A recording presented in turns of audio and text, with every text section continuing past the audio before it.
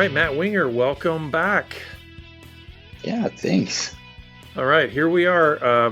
We are on our fourth session in this four-part kind of mini series on the four key elements of the self that are part of whole man recovery.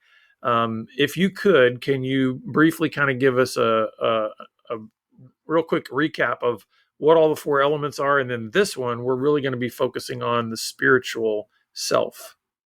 Yeah. So we've been talking about the physical, the intellectual, emotional, and spiritual, and all those parts of what it means to be human are outlined both in the scriptures and just our everyday experience of like what we encounter, and what we think makes up what it means to be a human, kind of that apparentness to it, right? And our physical is just, how our body reacts to our environment, intellectual, how we think about our environment, emotional, how we feel about what's going on in our environment, and spiritual is what is our soul connection to our environment, what it resonates with us on that deep level, that interconnected level, from person to person, from person to nature, from person to God. What is brokenness look like in that, and what does recovery look like in that? Yeah. So you may have already answered the first question around the spiritual self of just kind of giving a definition. Is there anything else that you'd want to add to what you said about just defining what is the spiritual self? Yeah, I think it's what I said. It's that interconnected part of us, connected to others, connected to ourselves, connected to God. It's how we perceive our world on a different plane than just the physical, right? Of the way things strike us and resonate within us. I think we all have to wrestle with that part of what it means to be a human, because there's something looking out of our eyeballs. And what do you call that? And what do you do with that? You know what I Mm-hmm. mean? So how then can the spiritual part of us be broken or distorted? Yeah.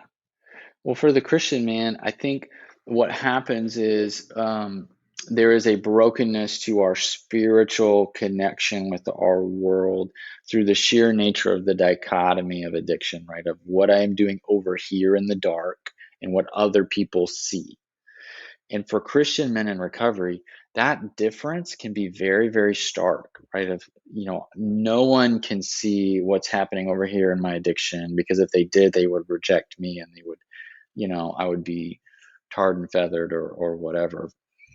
And what they see over here for Christian men struggling with sex addiction is a very cleaned up version of what's going on in my world. And maybe I'm going to church, and maybe I'm even super religious and very cleaned up and very rigid and very um, black and white in the way that I see things. And people may even look up to me. My kids may even look up to me spiritually, as I seem to have all the answers, or whatever it is in my spirit. But internally, I have feelings of being a fraud and a hypocrite and a deep distance with God. And there are times for men that are in addiction that they feel close to God in repentance and in sorrow over their behavior, but those are immediately followed by more acting out. And, there's a lot to be said about that. But the main brokenness is, how can I really truly connect with myself when I'm on a spiritual level, when my life is dominated by a destructive behavior? And how do I then relate to God when I'm doing things that I know are outside his design for what it means to be a human? Yeah. So how then does that distortion and brokenness of the spiritual self, how does that affect things like identity, the formation of relationships, and even the formation of an addiction? Yeah. Well, I think on our identity, what we're forced to reckon with then is, what is my real relationship with God? What is God's relationship towards me? Does he think that I'm bad? Does he think that I am shameful? Does he think that I am deserving of wrath and punishment? Does he think I need to get it together? Right. And basically, what I am dealing with is a version of um, the trauma from my family of origin or from my childhood, right? That God has become this kind of stand-in for the wounds of my past, and he's out to get me, or he has his back turned to me and he doesn't really pay attention to me, and he's cold towards me or indifferent, or capricious, right? He's there one minute, he's gone the next, right? And these are all just shadows of the trauma that we've experienced, right? And we put that onto God almost subconsciously and then deal with him that way. And our identity becomes someone who's an outcast from him. And we become isolated from God. We become isolated from ourselves. And we're kind of spiritually homeless as we try to fake it spiritually in our world. Yeah. Now, in the last session, we were talking really about the emotional self. Can you talk for a second about the closeness of the emotional self to the spiritual self, but also the distinction maybe between the emotional self and the spiritual self, if you could even say there is one? Yeah, that's a tough question. I think the way that I relate to God, the way that I connect with Him, the way that I connect with other people on a spiritual level and develop intimacy spiritually is all distorted because of my inability to connect with that real part of me. Because I feel like the shame and the behaviors are all distorting or placing distance between me and God, which isn't necessarily, well, I want to be really careful how I put this, but for a Christian man, okay, someone who is chosen and redeemed and um, has been bought by the blood of the cross, right? That is no longer true. That my sin separates me from God, because Romans 8:38 and 39 says that nothing can separate you from the love of God in Jesus Christ. Height, depth, powers, you know, death, nothing can separate us from the love of God and Jesus, right? But what happens in our spiritual life and that spiritual part of us, we start to disbelieve the gospel for ourselves, that it can be true for everybody else but not for me, that God loves everybody but not me, that salvation is by grace but I have to earn it, I have to clean up my act to become acceptable to this wrathful or indifferent God who is only really going to keep me safe and pay attention to me if I do the right thing, right? So then I get sucked in to this hyper religious, hyper performative, superstitious relationship to God, where I do the right thing and good things happen to me, and I do bad and God comes out and gets me. And I can't exist as a fully formed emotional being in that context, right? So it's too mechanical, right? So my relationship with God is transactional, and you might ask somebody, what is it that God feels about you when He looks at you? And they'd be blown away by that question. Yeah. So let's talk then about how does recovery then address this issue of the spiritual self? For a Christian man, recovery ultimately has to end in the renewal of our spiritual self, because in an eternal way, that is the most real part of us. That is the part of us that will exist forever, even if we die and are buried in the ground and disintegrate. That our soul is the most real and enduring part of us, and it has to be renewed if there's any hope of being renewed at all. That I was designed to be in relationship with God.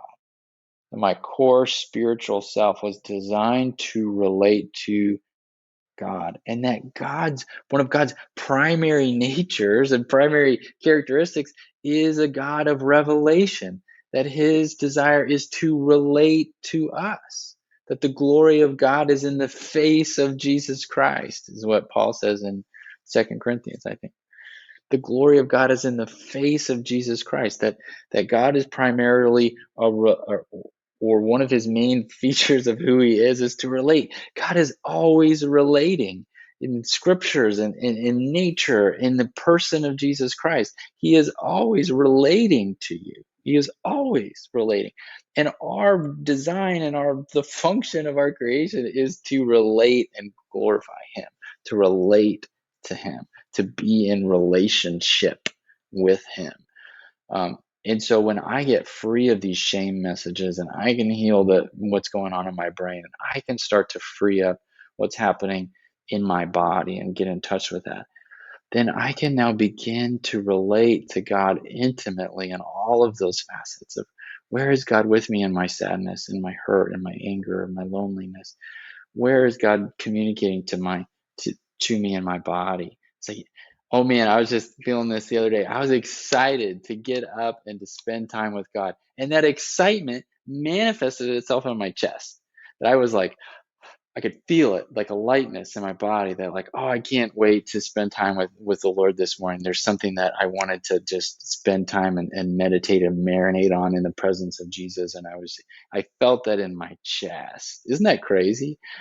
When these things integrate and what happens there on a deep level. I know I'm monologuing a bit here, Jonathan, but what I believe is happening, and what a lot of Christian mystics and spiritualists that go all the way back to Ignatius and Augustine are saying, is that God's Spirit, which He's implanted in us, is responding to the call of God's Spirit. And so in that way, God's Spirit is prompting us from behind and calling us forward from in front of us.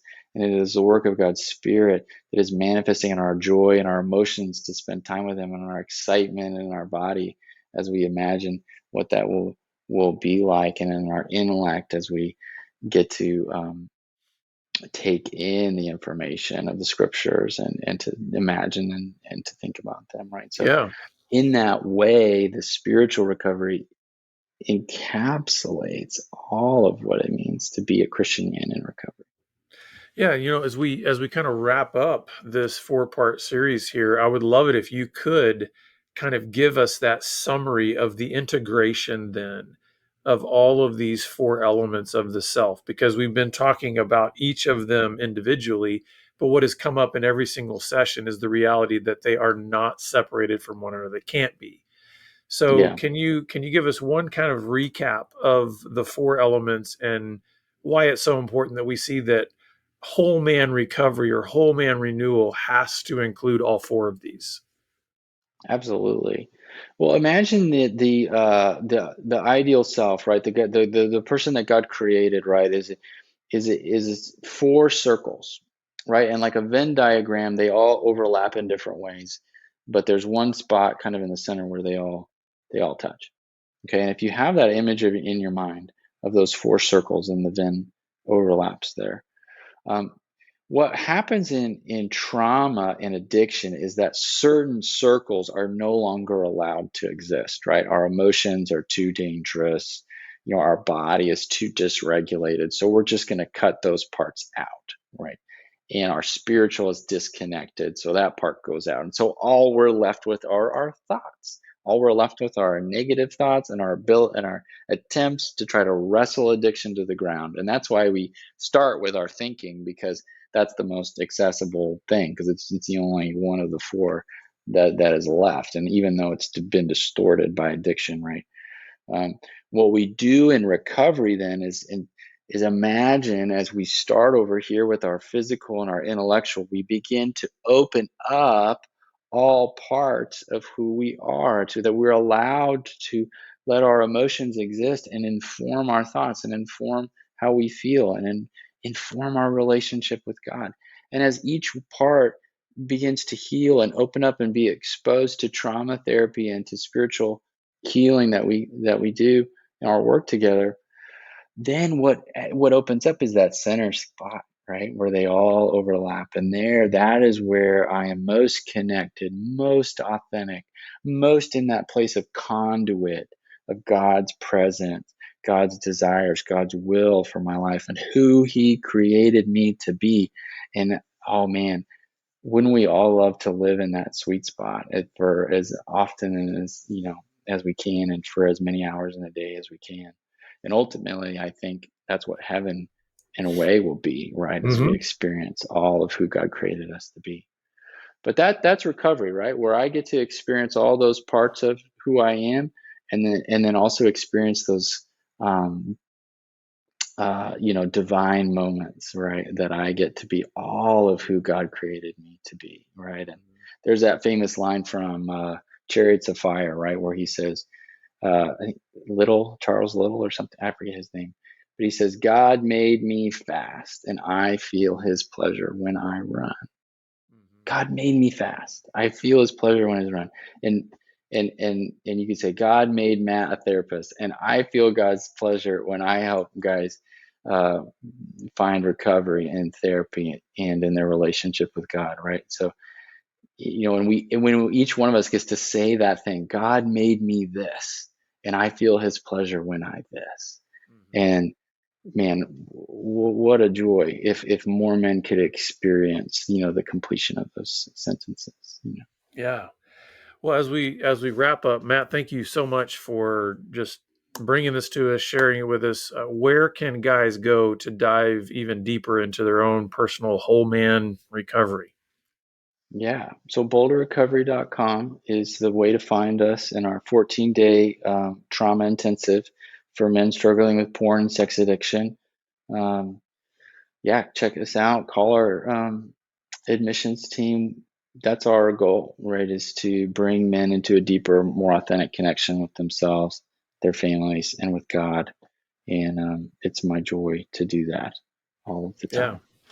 Well, thank you again, Matt. It's been great to have you in these sessions.